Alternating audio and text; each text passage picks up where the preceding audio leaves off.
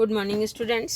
चलिए फिर से स्वागत है आपका विज्ञान विषय क्लास में 8th क्लास। और हम लोग विज्ञान विषय में पार्ट 10 पढ़ रहे थे आपकी किशोर अवस्था की ओर। हमने काफ़ी कुछ पढ़ लिया है इसमें। गौण लक्षण पढ़ लिए, द्वितीयक गौण लक्षण पढ़ लिए, हार्मोन्स की भूमिका हम लोग पढ़ रहे थे। तो अब हम लोग देखेंगे लड़की अथवा लड़का अथवा लड़की, मतलब होने वाला बच्चा जो है वो लड़का होगा या लड़की। इसमें ये जो सेक्स डिटर्मिनेशन है या इसका डिटर्मिनेशन है या इसका लिंग निर्धारण है वो किस प्रकार होता है, आज हम लोग वही पढ़ेंगे कि कौन ये डिसाइड करता है कि होने वाला बच्चा जो है वो लड़का होगा या लड़की होगा। चलिए देखते हैं। निषेचित अंडाणु अथवा युग्मनज में जन्म लेने वाले शिशु के लिंग निर्धारण का संदेश होता है। मीन्स जब अंडाणु और शुक्राणु आपस में मिलते हैं और निषेचित होते हैं तो उनके निषेचन से जो युग्मनज बनता है उसी के अंदर सारी सेक्स इन्फॉर्मेशन होती है या उसी के अंदर होने वाले बच्चे के लिंग निर्धारण संबंधी सूचना होती है कि वो लड़का होगा या लड़की होगी। यह संदेश निषेचित अंडाणु में धागे सी संरचना अर्थात गुणसूत्रों में निहित होता है। कौन देता है ये संदेश, कहाँ निहित होता है? गुणसूत्र, क्योंकि जो आनुवांशिक पदार्थ है बच्चों वो गुणसूत्र ही होते हैं। अध्याय 8 का स्मरण कीजिए। गुणसूत्र प्रत्येक कोशिका के केंद्रक में उपस्थित होते हैं। मैंने बताया था ना आपको कोशिका की संरचना में कि प्रत्येक कोशिका के केंद्रक में धागे जैसी संरचना होती है जिनको गुणसूत्र कहते हैं।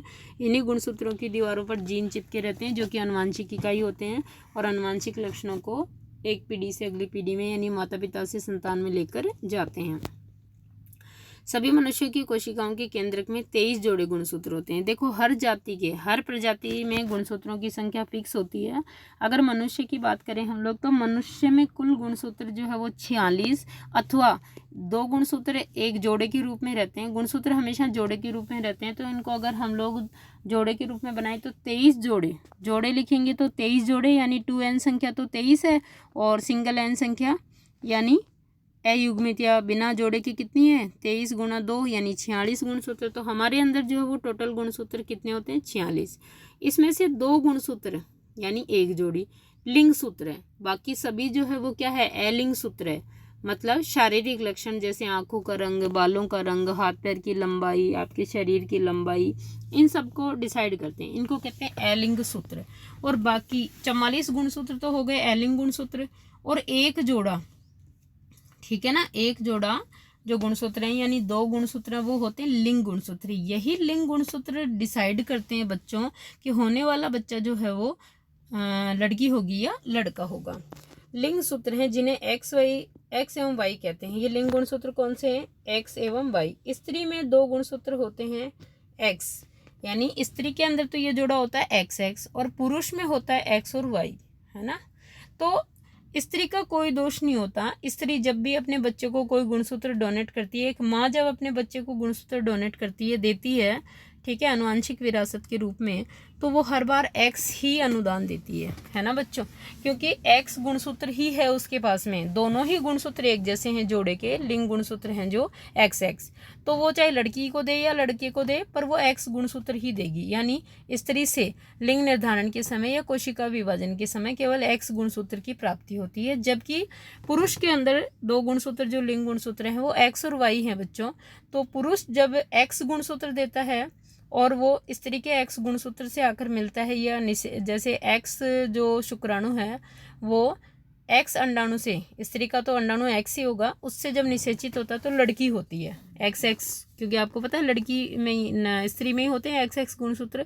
और पुरुष का जब वाई सूत्र वाला जब शुक्राणु स्त्री के एक्स सूत्र वाले गुणसूत्र अंडाणु से जब निषेचित होगा तो लड़का होगा। यानी कुल मिलाकर के सेक्स डिटर्मिनेशन का या लिंग निर्धारण का जो कार्य है वो पुरुष का ही होता है। अगर वाई गुणसूत्र डोनेट करेगा वो अपने किसी बच्चे को तो वो बेटा होगा, और अगर एक्स देगा तो वो बेटी होगी। अनिषेचित अंडाणु में सदा एक एक्स गुणसूत्र होता है, परंतु शुक्राणु 2 प्रकार के होते हैं, बताया ना मैंने, जिनमें एक प्रकार में एक्स गुणसूत्र और दूसरे प्रकार में वाई गुणसूत्र होते हैं। चित्र 10.4 को देखिए। जब एक्स गुणसूत्र वाला शुक्राणु अंडाणु को निषेचित करता है तो युग्मनज में 2 एक्स सूत्र होंगे, है ना, एक्स। एक एक्स तो नर से आ गया और एक एक्स क्या वहाँ से आ गया स्त्री से, तो एक्स हो गए तथा वह क्या बन गई मादा शिशु में विकसित होगा। यदि अंडाणु को निषेचित करने वाले शुक्राणु में वाई गुणसूत्र है तो युग्मनज जो है वो क्या बनेगा एक्स वाई ना, इसका मतलब नर शिशु में विकसित होगा वो। ये देखिए यहाँ पर देखो बच्चों, ये दो तरह के शुक्राणु है ना। ये वाई प्रकार का शुक्राणु जिसमें वाई गुणसूत्र है, और ये एक्स प्रकार का। अगर ये एक्स वाला शुक्राणु जो है वो एक्स वाले अंडाणु से निषेचित होता है, तो इस तरह से युग्मनज में एक्स एक्स गुणसूत्र होंगे, और ये किस में होते हैं, स्त्री या फीमेल में। तो होने वाला जो बच्चा है वो क्या होगा, लड़की होगी। और अगर ये जो वाई गुणसूत्र वाला शुक्राणु है वो माता के एक्स गुणसूत्र वाले अंडाणु से निषेचित होता है, तो एक्स और वाई युग्मनज ये बनेगा, और ये किस में होता है, नर में, यानी लड़का पैदा होगा। इस तरह से आपको पता है कि लिंग निर्धारण होता है मनुष्य में कि होने वाला बच्चा जो है वो क्या होगा, लड़की या लड़का। अब आप जान गए होंगे कि जन्म से पूर्व शिशु के लिंग का निर्धारण उसके पिता के लिंग सूत्रों द्वारा किया जाता है। यह धारणा कि बच्चे के लिंग के लिए उसकी माँ उत्तरदायी है पूर्णतः निराधार है एवं अन्याय संगत है। आपको पता है कि हमेशा ही हमारा समाज इतना रूढ़िवादी रहा है कि जब लड़कियां होती थी या लड़कियां अभी भी हो रही है तो उसके लिए स्त्री को दोष दिया जाता है, जबकि ये बिल्कुल सरासर गलत है और अन्यायपूर्ण या अन्याय संगत है। बच्चों, अब आप पढ़ लिख गए हो, आपको कारण पता है, तो ऐसी अगर अन्याय संगता आपके आसपास कहीं होती है तो आप उनको भी समझाएं कि हमेशा जो है होने वाले बच्चे के लिंग निर्धारण का उत्तरदायित्व किसका होता है, एक पुरुष का ही होता है, एक पिता का ही होता है, ना कि एक माता का, क्योंकि माता अपने सभी बच्चों को समान गुणसूत्र ही दान देती है। तो चलिए आगे पढ़ते हैं। लिंग हार्मोन के अतिरिक्त अन्य हार्मोन। अब मैंने आपको बताया था कि मादा हार्मोन, लिंग हार्मोन जो है एस्ट्रोजन, और जो नर हार्मोन है वो टेस्टोस्टेरोन। उसके अलावा कौन कौन से हार्मोन है और उनके क्या कार्य हैं। चित्र 10.3 का पुनः अवलोकन कीजिए। पीयूष ग्रंथि द्वारा स्रावित हार्मोन जननांगों को उनके हार्मोन उत्पन्न करने के लिए उद्दीप्त करता है। यानी जनन हार्मोन भी तब तक उद्दीप्त नहीं होते हैं जब तक कि पीयूष ग्रंथि से निकले हुए हार्मोन उनको उद्दीप्त नहीं करते या प्रेरित नहीं करते। आप पढ़ ही चुके हैं कि पीयूष ग्रंथि एक अंतःस्रावी ग्रंथि है जो मस्तिष्क से जुड़ी है। बच्चों, पीयूष ग्रंथि या मास्टर ग्रंथि मटर के दाने के समान ग्रंथि है जो मस्तिष्क में पाई जाती है। पीयूष ग्रंथि वृषण एवं अंडाशय के अतिरिक्त हमारे शरीर में कौन कौन से हार्मोन स्रावित करती है, उनके स्रावन को प्रेरित करती है। बच्चों देखो, थायराइड, अग्नाशय, एड्रिनल, अधिवृक्क, है ना, जैसी कुछ अन्य अंतःस्रावी ग्रंथियां भी हैं हमारे शरीर में।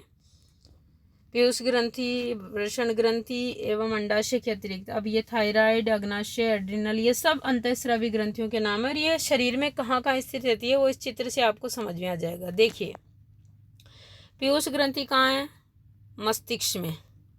पीयूष ग्रंथि कहाँ पर है, मस्तिष्क में। थायराइड ग्रंथि कहाँ है, गले में, श्वास नली के दोनों ओर, इस तरह से, ठीक है, इस तरह से थायराइड ग्रंथि दो पालियों में होती है, ठीक है। अब एड्रिनल ग्रंथि, एड्रिनल ग्रंथि कहाँ है, हमारे दोनों जो गुर्दे हैं ना, वृक्क, उनके ऊपर टोपी के समान संरचना ये जो दिख रही है ना आपको, ये है एड्रिनल ग्रंथि की पालियाँ। फिर उसके बाद अंडाशय और वृषण आपको पता है, जननांगों में पढ़ लिया आपने। इसके अलावा अग्नाशय ग्रंथि जो है वो हमारी छोटी आंत और हमारे अमाशय के बीच में पाई जाती है। बच्चों, येलो कलर की एक बड़ी सी ग्रंथि है, ये देखिए, ये हमारे अमाशय और छोटी आंत के बीच में जो घुमावदार क्षेत्र होता है ना, ग्रहणी क्षेत्र, उसमें पाई जाती है। ये सब हमारे शरीर की अंतःस्रावी ग्रंथियां हैं, और एक या एक से अधिक हार्मोन स्रावित करती हैं कई ग्रंथियां, जो कि विभिन्न कार्य करते हैं। बूजो और पहेली को याद है कि एक बार जब वह अपनी डॉक्टर बुआ के यहाँ गए थे, तब उन्होंने वहाँ काका नाम के एक लड़के को देखा था जिसका गला बहुत फूला हुआ था एवं उभरा हुआ था। उनकी बुआ ने उन्हें बताया कि काका गॉइटर नामक व्याधि से ग्रसित है। गॉइटर एक बीमारी है जो थायराइड ग्रंथि के फूलने से होती है। थायराइड ग्रंथि का रोग है। काका की थायराइड ग्रंथि थायरॉक्सिन हार्मोन का उत्पादन नहीं कर रही थी, है ना, क्योंकि थायराइड ग्रंथि जो गले में होती है, यदि वो थायरॉक्सिन नामक हार्मोन नहीं बनाती है तो गला फूलकर लटक जाता है, जिसको घेंगा रोग या गॉइटर रोग कहते हैं। उसकी बुआ ने यह भी बताया कि उसके फूफा जी मधुमेह से पीड़ित हैं। मधुमेह मतलब डायबिटीज़, शुगर लेवल अधिक हो जाना। तो बच्चों, डायबिटीज़ क्यों होता है, क्योंकि हमारी अग्नाशय ग्रंथि दो तरह के हार्मोन स्रावित करती है, एक ग्लूकागोन और एक इंसुलिन। ये दोनों हार्मोन जो एक दूसरे की मात्रा को संतुलित करते हैं। जब इंसुलिन हार्मोन कम हो जाता है तो ग्लूकागोन नामक हार्मोन का स्रावण बढ़ जाता है, जिसके कारण ब्लड में शुगर की मात्रा या शर्करा की मात्रा बढ़ जाती है, और शर्करा जो है वो मूत्र के साथ में बाहर आने लगती है। इसको कहते हैं हम लोग मधुमेह रोग, है ना, क्योंकि उनका अग्नाशय इंसुलिन हार्मोन का उत्पादन पर्याप्त मात्रा में नहीं कर रहा है। बूजो एवं पहेलियन उनके दवाखाने में टंगे चार्ट में दर्शाए गए एड्रिनल ग्रंथि के विषय में पूछा। उनकी बुआ ने उन्हें बताया कि एड्रिनल ग्रंथि ऐसे हार्मोन स्रावित करती है जो रुधिर में नमक की मात्रा को संतुलित करते हैं। एड्रिनल या एड्रिनलिन, एड्रिनल जो ग्रंथि है जो हमारे गुर्दों के ऊपर टोपीनुमा संरचना के रूप में पाई जाती है, वो एड्रिनलिन नामक हार्मोन का स्रावण भी करती है। एड्रिनलिन क्रोध, चिंता एवं उत्तेजना की अवस्था में तनाव के संयोजन का कार्य करता है। यानी कोई भी विपरीत या विकट परिस्थिति होती है ना, भय लगता है हमें या गुस्सा आता है, उस समय हमको तैयार करने के लिए एड्रिनल नामक हार्मोन ही काम में आता है, इसीलिए इसको संकट मोचक या संकट मोचन हार्मोन भी कहते हैं। थायराइड एवं एड्रिनल ग्रंथि पीयूष ग्रंथि द्वारा स्रावित हार्मोन के माध्यम से प्राप्त आदेश के अनुसार ही अपने हार्मोन का स्रावण करती है। यानी पीयूष ग्रंथि के जो हार्मोन होंगे ना बच्चों, वही इंट्रैक्शंस देंगे इनको, वही आदेश देंगे, उसी के अनुसार एड्रिनलिन और थायराइड ग्रंथि अपने हार्मोन स्रावित करेंगी। पीयूष ग्रंथि वृद्धि हार्मोन भी स्रावित करती है, ग्रोथ हार्मोन है ना, जो व्यक्ति की सामान्य वृद्धि के लिए आवश्यक होता है। इसीलिए आपने देखा होगा जब पीयूष ग्रंथि अत्यधिक सक्रिय हो जाती है किसी की, तो मनुष्य दानवाकार हो जाता है, यानी उसकी हाइट बहुत बढ़ जाती है। और अगर पीयूष ग्रंथि द्वारा निकले हुए वृद्धि हार्मोन जो है वो कम निकलेंगे, यानी पीयूष ग्रंथि कम सक्रिय होगी, तो मनुष्य जो है वो बौना रह जाता है, बहुत छोटा रह जाता है। अब बूझो क्या कह रहे हैं, क्या अन्य जंतुओं में भी हार्मोन स्रावित होते हैं? क्या जनन प्रक्रिया में उनका कोई योगदान है? अब बूझो जानना चाह रहा है कि मनुष्य में तो हमने देख लिया हार्मोन, क्या अन्य जंतुओं में भी हार्मोन उत्पादित होते हैं और उनका रोल है? तो ये हम लोग कल के वीडियो में पढ़ेंगे। यहाँ से हम लोग जो है आप क्या करोगे, एक तो ये मनुष्य में शरीर में अंतःस्रावी तंत्र का चित्र है, कौन सी ग्रंथि कहाँ है ये बनाओगे आप, कौन कौन सी ग्रंथियाँ होती है इनके नाम लिखोगे, फिर गोइटर रोग क्या होता है ये बताओगे, और किस हार्मोन की कमी से होता है और वो हार्मोन कौन सी ग्रंथि स्रावित करती है, ये सब जो है वो आप अपने होमवर्क में आज करेंगे। Okay students.